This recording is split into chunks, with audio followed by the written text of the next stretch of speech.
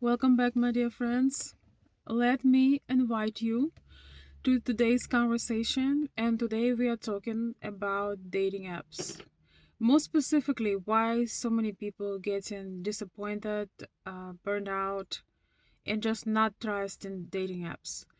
I will talk from a perspective of a Slavic woman and Slavic ladies in general, and you're very welcome to share from your perspective as a man, as a woman, as a person who is watching this channel. It could be your own experience or maybe your observations.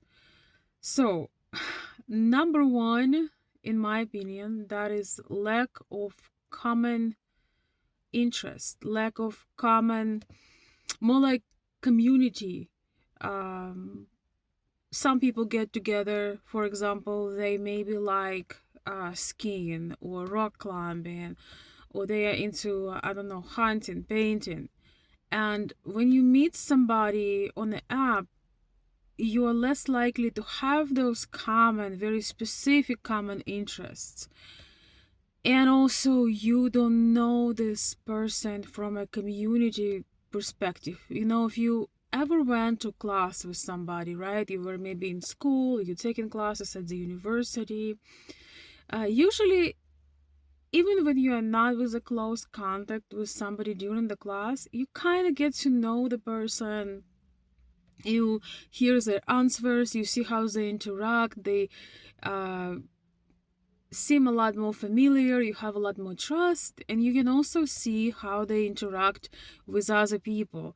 I don't think we realize how important that is when we are meeting somebody and this person is approved by people that we know. I think it's playing a very big role socially, but also it's a way of security, especially for women. I believe not I believe, I know we feel a lot more secure when we are with somebody that we have common friends, family, or community with, right? We kind of feel, probably it's a subconscious process, but we feel a little bit more aligned with them, right? We feel a little bit more comfortable. And for women, the safety question is always a question number one. It's always question number one, the question of safety and security. So, yeah, on dating app, that is impossible because you don't have that community in common.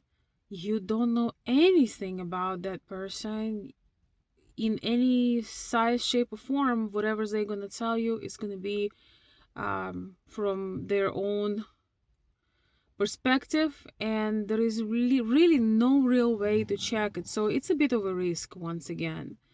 And that leads me to another point, that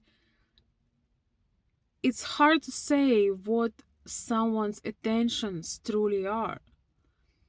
How do we know the intention of a person that showing up on a dating app and telling you that they are looking for something serious, for the life of their, for the love of their life, for the life, for the love of their life, all that BS. You don't know this person, maybe deeply married, maybe living with somebody, and information in general can be very incorrect and very fraudulent sometimes. Mm, Not only that, that could be a scammer. Like, I don't even mean that, I don't even mean the scamming person, the actual, scamming activities. No, I just mean that people sometimes like to play roles, and when you have complete freedom, you can create a whole identity and pretend to be somebody who you are not. So that's another factor.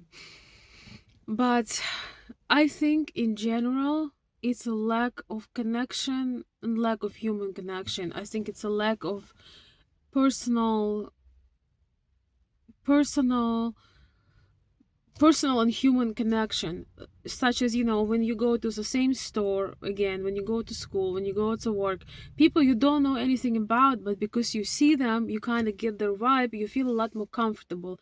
Here, there is no initial um, I looked into her eyes.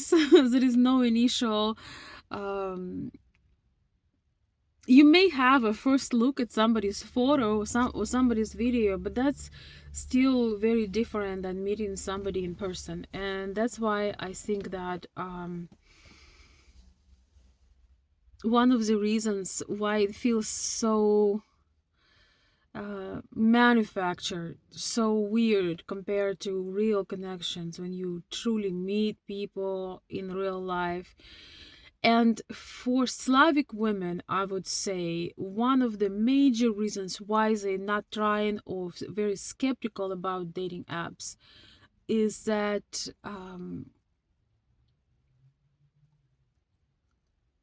they do not feel or do not notice that the men who are on those dating apps, that they want to put any effort.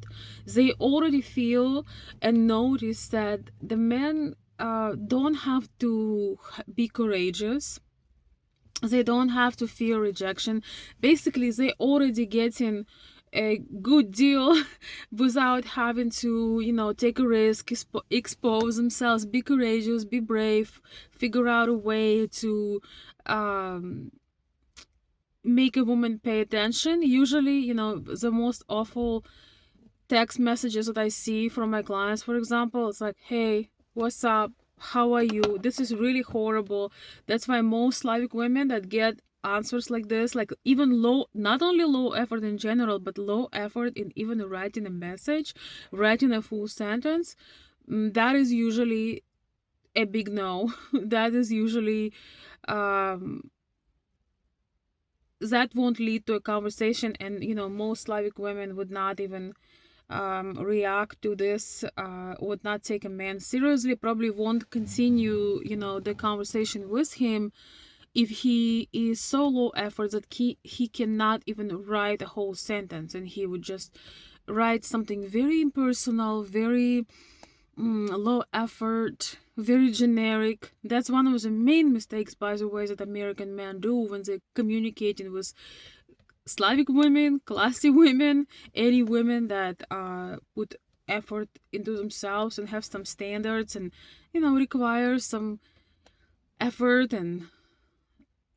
prefer a man who is emotionally intelligent. And I think that is something very important, to stop being so generic. If you were lucky and happy to come across somebody online who looks like they have interesting personality and they're attractive to you, then as a man, it definitely makes sense to think before you write and maybe have a little bit of an idea. How do you write a message that will make the lady compelled to respond, that she will be intrigued or just tempted to respond out of all the other messages, right? So I think that is very important to realize that you can possibly by accident meet a interesting person that maybe just made an app or didn't burn out or just decided to give it a shot, but most men unfortunately will miss out because they will not be thoughtful and would not put their best foot forward. So that's something to keep in mind, my dear friends, that in Slavic culture in general, we don't really put a lot of importance, or we don't really consider small talk a conversation. A lot of us are very irritated by that. I'm used to it now, living in the US for quite some time, but small talk usually is it feels very generic, and it doesn't make you feel that the other person really gets you.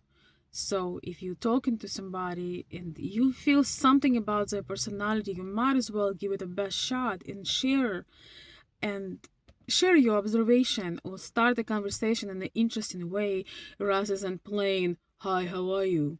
How your day going? Like, and not even writing full letters, have a shortened version for things, instead of good morning. One of my Russian friends told me that The man she was talking to, he instead of good morning even, he would write morn. We now have this joke, morn. It's like I'm so lazy, I'm not even going to write the full sentence, even just 2 words or 3 words.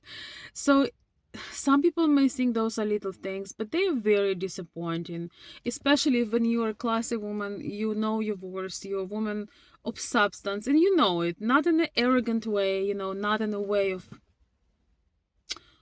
I'm so special. No, not in this way, but you know that you're a confident person and you're looking for somebody that could be a great companion, number one. It is very discouraging to um, have to spread yourself thin to answer very generic and very weird questions, which could feel also like an interview. How much do you make? Where do you live? What are you doing here? All these kind of intrusive questions, but very regular, very low effort. So these are some of the reasons of it. I'm talking from real, true experiences of real women that are smart and attractive, and they just uh, want to have a chance. And that's one of the reasons why a lot of ladies don't even try to install it, and they install it for maybe a week and then they're done. um, I know that men may face more rejection, but I think ladies feel more disappointed in this. So I would love to know what you guys think about that. um, I think for women it's also, the lack of that spark, that connection, that romantic moment that you see in the movies. Sometimes I would say actually nothing replaces that. Nothing replaces that. Even in our digital world, nothing replaces real connection, real joy from feeling somebody close to you. But I believe that dating app could be a mean to connect, but not uh, a way to continue. And that's is probably going to be my last point, is that a lot of ladies feel that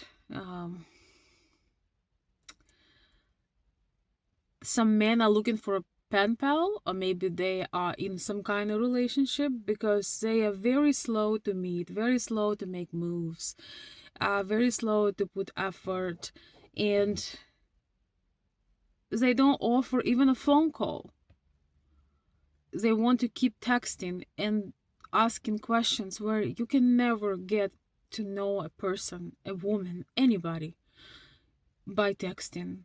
If a man does not make time to call you, to connect with you, maybe video chat, and then meet, if he doesn't make that time, it means that this relationship, this connection, this connection is doomed, because as women, we can only take that much time to just be in a pen pal.